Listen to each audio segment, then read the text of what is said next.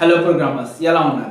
ఈ వీడియోలో మనం డేవాప్స్ గురించి అయితే మాట్లాడుకుందాం. అసలు డేవాప్స్ అంటే ఏంటి కంప్లీట్గా అయితే ఎక్స్ప్లెయిన్ చేస్తాను. వీడియోని ఎండింగ్ వరకు చూడండి.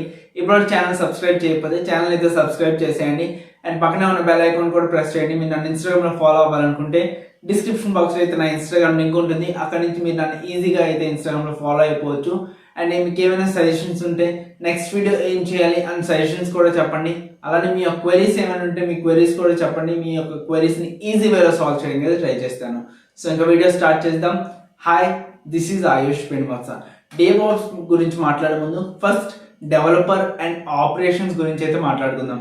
ఓకేనా? ఫస్ట్ ఒక డెవలపర్ ఏం చేస్తాను, కోడ్ రాస్తూ ఉంటాడు. ఒక పర్టికులర్ ప్రాజెక్ట్ కోడ్ రాస్తూ ఉంటాడు.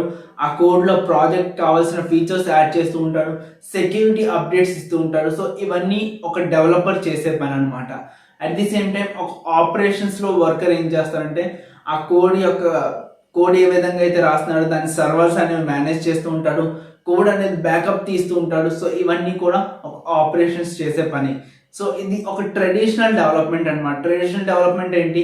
ఒక డెవలపర్ కోడ్ రాసి ప్రొడక్షన్ పంపిస్తారు. ప్రొడక్షన్ పంపించడం అంటే ఆపరేషన్ పంపిస్తారు అనమాట.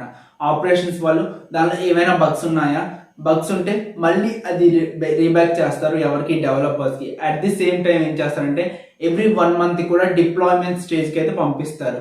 సో ఇది ఒక డెవలప్మెంట్ అండ్ ఆపరేషన్స్లో వర్క్ అయితే జరుగుతుంది. సో కొన్నిసార్లు ఏమవుతుందంటే డెవలప్మెంట్ నుంచి ఆపరేషన్స్లోకి కోడ్ రావడం టైం పడుతుంది. At the same time code రావడం టైం పడితే అక్కడ ఆపరేషన్స్లో ఎవరైతే ఉన్నారో వాళ్ళు బగ్స్ ఫైండ్ చేయడానికి కానీ, సో డిప్లాయ్మెంట్ ఎవ్రీ 1 month అని చెప్పాను కదా, మళ్ళీ పంపించడానికి కానీ టైం పడుతుంది. సో ఇవన్నీ ప్రాసెస్ ఏమవుతుందంటే ఒకరినొకరు బ్లేమ్ చేసుకుంటారు. ఏమని, మీరు కోడ్ లేట్గా పంపించారు, అందుకే మేము ఎర్రర్స్ వెతకడం కష్టంగా అయింది. At the same time every 1 monthకి డిప్లాయ్మెంట్ స్టేజ్కి వెళ్తుంది కదా, సో అది కూడా మేము లేట్గా పంపించాం అని చెప్పేసి ఆ బ్లేమ్ చేసుకుంటూ ఉంటారు అనమాట. సో ఇదనమాట వాల్ ఆఫ్ కన్ఫ్యూజన్ ఒక డెవలపర్కి ఒక ఆపరేషన్స్కి అయితే ఉంటుంది. సో దీని యొక్క ప్రాబ్లం ఓవర్కమ్ చేయడానికే వచ్చింది డేవాప్స్. సో డేవాప్స్ అనేది ఒక టూలా కాదు, అది ఒక ఫ్రేమ్వర్కా కాదు, అది ఒక టెక్నాలజీయా అది కూడా కాదు. డేవాప్స్ అనేది ఈ 3 కూడా కాదు. ఒక ఫ్రేమ్వర్క్ కాదు, ఒక టెక్నాలజీ కూడా కాదు.